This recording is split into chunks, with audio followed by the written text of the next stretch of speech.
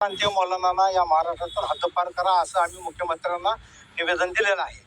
आणि फक्त याच्या पाठीमागचा आमचा उद्देश असा आहे की परप्रांतीय मौलानाकडून सोलापूर शहरामध्ये सध्या जे नई जिंदगी भागामध्ये परवाच एका मुलीवर झालेला अत्याचार, त्याचबरोबर नागपूर येथे घडलेली घटना, त्यानंतर जे काय मुंबई येथे बांद्रा येथे मदरशामध्ये झालेले एक अत्याचार, अशा अनेक अत्याचाराकडे जर लक्ष देता परप्रांतीय मौलानाकडूनच हे असे प्रकार घडत आहेत. म्हणून आम्ही अशी मागणी केली की परप्रांतीयांना जर महाराष्ट्रातून आपण जर बाहेरच काढलो तर आपल्या महाराष्ट्रातल्या मौलानांना त्या ठिकाणी स्थान मिळेल. अनेक मौलाना, अनेक जेना, कारी, मुफ्ती, हाफिज, फाजील असे अरबी प्रशिक्षण घेतलेले अनेक मौलवी आमचे जे आहेत बेकार आहेत महाराष्ट्रातले, त्यांना या ठिकाणी जागा मिळेल, ते त्या ठिकाणी काम करतील मदरशामध्ये, मशिदीमध्ये. परप्रांतीय मौलाना लोक जे आहेत ना कमी वेतनामध्ये काम करतात आणि मग ते कुठल्याही स्तरावर जाण्याची त्यांची तयारी आहे. म्हणजे सामाजिक बांधिलकी जोपासायची, थोडं आपलं लाडीगोडी करायची आणि आपल्या समाजामध्ये एक चांगली बांधिलकी, बंधुभावपणा निर्माण झाला की लगेच गटतट निर्माण करायचं आणि लगेच समाजातील अडाणी, ज्याला अशिक्षित लोकांना बंधू बाबागिरीकडे किंवा अंधश्रद्धेकडे वळवायचं आणि मग त्यांच्या खिशावर डल्ला ठेवून त्यांना लुटमार करायचं. अशा प्रकार त्यांच्याकडून घडत आहेत.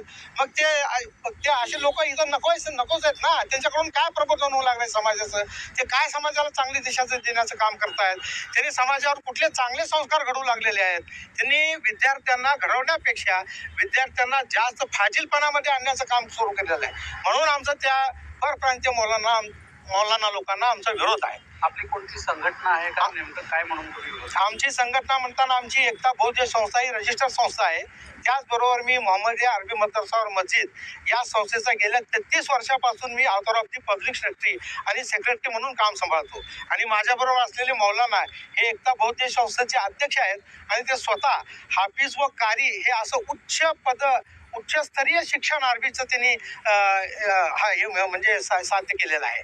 अशी मौलाना माझ्या बरोबर आहेत आणि अनेक लोकांचं मला या प्रकरणाला जे ना अनेक लोकांचा मला पाठिंबाही आहे आणि अनेक लोक मला विरोध दर्शवतात. परंतु विरोध दर्शवणाऱ्याला माझा विरोध असा आहे की जोपर्यंत समाजातील अनधिकृत प्रकार, समाजात होणारे अन्याय अत्याचार जोपर्यंत लोकांच्या पर्यंत येणार नाहीत, बाहेर येणार नाहीत, तोपर्यंत या गोष्टीवर आळा बसणार नाही आहे. मदरशाची चौकशी देखील मागणी केली होती, ते काय होतं? मदरशाची चौकशीची मागणी आपण केलेली नाही की मदरशामध्ये असे अनधिकृत प्रकार घडू नये म्हणून माननीय पोलीस आयुक्तांना आम्ही एक निवेदन दिलेलं आहे, आयुक्तांना दिलेलं आहे, जिल्हाधिकाऱ्यांना दिलेलं आहे, त्या महानगरपालिकेच्या आयुक्तांना दिलेलं आहे, उपमुख्यमंत्री, मुख्यमंत्र्यांना सुद्धा आम्ही हे पाठवलेलं आहे. त्याचप्रमाणे औरंगाबाद संभाजीनगरच्या वक्फ बोर्ड ऑफिसला पाठवलेलं आहे, सोलापूर वक्फ बोर्डच्या ऑफिसला पाठवलेलं आहे की तुम्ही या प्रकरणाकडे लक्ष घालून अरबी मदरसामध्ये, मशिदीमध्ये परप्रांतीय मौलाना लोक जे कामाला आहेत त्यांना तुम्ही या ठिकाणी कामाला ठेवू नका, असे आदेश तुम्ही ज्या त्या संबंधित मदरशा मशिदीच्या ट्रस्टींना द्या. आणि त्याचप्रमाणे सोलापूर शहराच्या शहर काजींना, ज्या जिल्ह्यातल्या प्रत्येक शहर काजींना असे आदेश द्या की तुम्ही परप्रांतीय मौलाना या ठिकाणी ठेवूच नका मदरशामध्ये, मस्जिदमध्ये. आमचा विषय आहे. माझं नाव अताउल्ला हुसेन बाशा पटेल. मी एकता बौद्ध संस्थेचा उपाध्यक्ष आहे, मोहम्मदिया अरबी मदरसा और मस्जिदचा author of the public trustee आणि सेक्रेटरी.